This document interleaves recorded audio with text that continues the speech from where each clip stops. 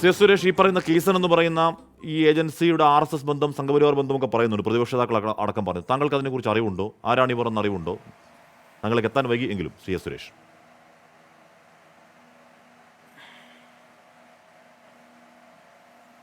ശ്രീ ഹാഷ്മി, ഈ ചർച്ച അങ്ങേയറ്റം ജനാധിപത്യ വിരുദ്ധമാണ്. അങ്ങ് എത്ര മണിക്കൂർ ശ്രീ എ റഹീമിന് കൊടുത്താലും എ റഹീമിന് ഇതിന് ഉത്തരം പറയാൻ സാധിക്കില്ല. കാരണം ഈ രണ്ട് റിലയൻസിൻ്റെ ഒരു ഉദ്യോഗസ്ഥനെയും അതോടൊപ്പം തന്നെ കൈസൻ്റെ MD-യെയും പിടിച്ചിരുത്തി മാധ്യമം ദ ഹിന്ദു പത്രത്തിന് ഇത് കൊടുത്ത മുഖാമുഖം കൊടുത്ത പിണറായി വിജയന് ഇത് ഉത്തരം പറയാൻ കഴിയാത്ത സാധനത്തിൽ ഇനി ഇതൊന്നും കണ്ടിട്ടില്ലാത്ത കേട്ടിട്ടില്ലാത്ത എ റഹീം ഉത്തരം പറയുമെന്ന് പ്രതീക്ഷിച്ച് 45 മിനിറ്റാണ് അങ്ങ് കളഞ്ഞത്. അതേസമയത്ത് അങ്ങ് റിലയൻസ് മുതലാളി അംബാനിയുടെ ജീവനക്കാരനായിട്ടുള്ള സുബ്രഹ്മണ്യത്തെ വല്ലതും വിളിച്ച് ചോദിച്ചിരുന്നെങ്കിൽ എ റഹീം പിണറായി വിജയൻ്റെ കേസിൽ പറയുന്നതിനേക്കാൾ വ്യക്തമായ ഉത്തരം സുബ്രഹ്മണ്യം പറയുമായിരുന്നു. അല്ലെങ്കിൽ കെയ്സൻ എന്ന് പറയുന്ന PR ഏജൻസിയുടെ MD-യെ വിളിച്ച് ചോദിച്ചിരുന്നുവെങ്കിലും എ റഹീമിനേക്കാൾ പിണറായി വിജയനെക്കുറിച്ച് അദ്ദേഹത്തിന് വിവരമുണ്ടാകുമായിരുന്നു. ഇതുമല്ല എങ്കിൽ ശ്രീ പിണറായി വിജയൻ്റെ മരുമകനായിട്ടുള്ള റിയാസ് മന്ത്രിയെയോ അല്ലെങ്കിൽ മകളെയോ വിളിച്ച് ചോദിച്ചിരുന്നെങ്കിലും വ്യക്തമായിട്ട് പറയാൻ സാധിക്കുമായിരുന്നു. എന്തിനാ നമ്മുടെ എ റഹീമിനെ ഈ വിഷമാവസ്ഥയിലാക്കിയത് എന്നെനിക്ക് മനസ്സിലാവുന്നില്ല. ഇവിടെ നമ്മൾ മനസ്സിലാക്കേണ്ടത്, ഇന്ന് മാർക്സിസ്റ്റ് പാർട്ടിയിൽ PR ഏജൻസികളും കൺസൾട്ടൻസികളും മാത്രമേ ഉള്ളൂ. അവർക്ക് ഇന്ന് ബ്രാഞ്ച് കമ്മിറ്റിയില്ല, ലോക്കൽ കമ്മിറ്റിയില്ല, ഏരിയ കമ്മിറ്റിയില്ല, സ്റ്റേറ്റ് കമ്മിറ്റിയില്ല, സ്റ്റേറ്റ് സെക്രട്ടേറിയറ്റ് ഇല്ല, പോളിറ്റ് ബ്യൂറോ ഇല്ല. പിണറായി വിജയനും കുടുംബവും കുറേ കൺസൾട്ടൻസികളും കുറേ PR ഏജൻസികളും ചേർന്നുള്ള ഒരു അഭ്യാസ പ്രകടനമാണ്, ഒരു കോർപ്പറേറ്റ് അഭ്യാസ പ്രകടനമാണ് ഇന്നത്തെ മാർക്സിസ്റ്റ് പാർട്ടി. പിണറായി വിജയൻ എന്ന് പറയുന്ന കോർപ്പറേറ്റ് തലവൻ കൊടുക്കുന്ന ശമ്പളം വാങ്ങി ജീവിക്കുന്ന ലോക്കൽ സെക്രട്ടറിമാരും ഏരിയ സെക്രട്ടറിമാരും അടങ്ങുന്ന ഒരു കൂട്ടം ശമ്പളത്തിൽ ജീവിക്കുന്ന സഖാക്കന്മാരായിട്ട് CPM അധപ്പതിച്ചിരിക്കുന്നു.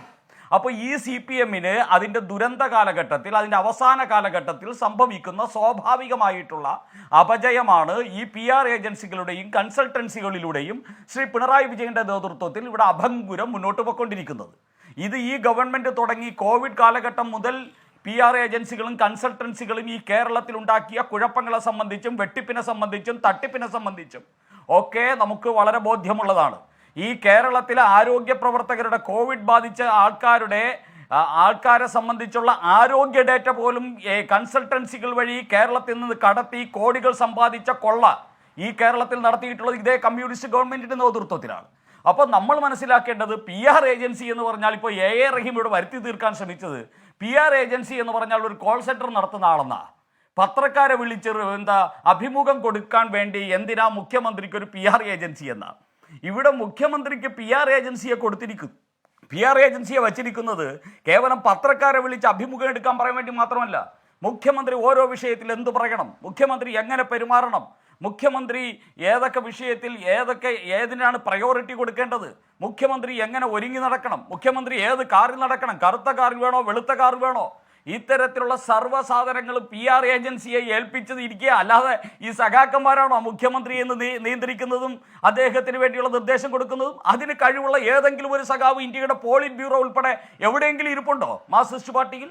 ഇവിടെ അതുകൊണ്ട് PR ഏജൻസിയെ വെച്ച് നടത്തിക്കൊണ്ടിരിക്കുന്ന ഒരു പരീക്ഷണമാണ് ഈ കമ്മ്യൂണിസ്റ്റ് പാർട്ടിയുടെ അന്ത്യകാലത്തിൽ കേരളത്തിൽ നടന്നുകൊണ്ടിരിക്കുന്നത്. അത് നമ്മൾ മനസ്സിലാക്കണം. എനിക്ക് ശ്രീ റഹീമിനോട് ചോദിക്കാനുള്ളത്, നേരത്തെ ഹാഷ്മി ചോദിച്ച ചോദ്യത്തിനോടൊപ്പം നിങ്ങൾക്ക് ഈ കൈസൻ എന്ന് പറയുന്ന കമ്പനിക്കെതിരെ നടപടിയെടുക്കാനുള്ള തൻ്റെ ഇടവും ആർജവും ഇവിടുത്തെ മുഖ്യമന്ത്രി പിണറായി വിജയനുണ്ടോ? ദ ഹിന്ദു എന്ന് പറയുന്ന പത്രം പിണറായി വിജയൻ്റെ എല്ലാ നിലപാടുകളെയും നീചമായിട്ട് സത്യം പുറത്തെഴുതിയിട്ട് അതിശക്തമായിട്ട് പിണറായി വിജയൻ്റെ നിലപാടുകൾക്കെതിരെ വ്യക്തമായിട്ട് അവർ അച്ചടിച്ചു വിട്ടു. അവർ പറഞ്ഞു, 2 PR ഏജൻസികൾ ഞങ്ങളോടൊപ്പം, മുഖ്യമന്ത്രിയോടൊപ്പം 2 PR ഏജൻസി ഉണ്ടായിരുന്നു, അവർ പറഞ്ഞു തന്നതാണ് ഞങ്ങൾ എഴുതിയത് എന്ന് ഹിന്ദു പത്രം, ഇംഗ്ലീഷ് ദേശാഭിമാനി എന്നാണ് പറയുന്നത് ഇവിടുത്തെ കമ്മ്യൂണിസ്റ്റുകാർ ഹിന്ദു പത്രത്തെക്കുറിച്ച്. ആ പത്രം തന്നെ എഴുതി വെച്ചിരിക്കുകയാണ്.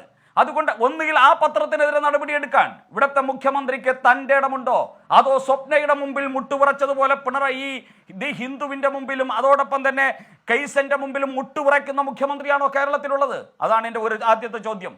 രണ്ടാമത്തെ ചോദ്യം, ഹാഷ്മി, ഇവിടെ പിണറായി വിജയൻ പറഞ്ഞത് സത്യമല്ലേ? പിണറായി വിജയൻ പറഞ്ഞത് സത്യമല്ലേ? കേരളത്തിൽ 3 വർഷത്തിനുള്ളിൽ 147.79 കിലോഗ്രാം സ്വർണം കടത്ത് പിടിച്ചപ്പോൾ അതിൽ 124.47 കിലോഗ്രാം മലപ്പുറത്താണ് എന്ന് പിണറായി വിജയൻ പറഞ്ഞത് സത്യമല്ലേ റഹിമേ? അതുപോലെ തന്നെ ഹവാല പണം 122.5 കോടി രൂപ ഹവാല പണം കേരളത്തിൽ പിടിച്ചപ്പോൾ അതിൽ 87.22 കോടി മലപ്പുറത്താണ് എന്ന് പിണറായി വിജയൻ പറഞ്ഞത് ശരിയല്ലേ? പിണറായി വിജയൻ എന്തിനാ ഇപ്പൊ മാറുന്നത്?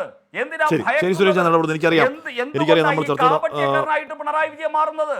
നമ്മൾ ആദ്യമായിട്ട് ഒരു വ്യക്തതയ്ക്ക് വേണ്ടി കുറെ സമയം പോയി എന്ന് എനിക്കറിയാം. ഞാൻ അവസാനിപ്പിക്കാം. എനിക്ക് എന്റെ കാര്യം പറയാൻ വേണ്ടി 3/4 മണിക്കൂർ ആവശ്യമില്ല. എനിക്ക് 4 മിനിറ്റ് തന്നാ മതി. ഞാൻ പറഞ്ഞ് അവസാനിപ്പിച്ചേക്കാം.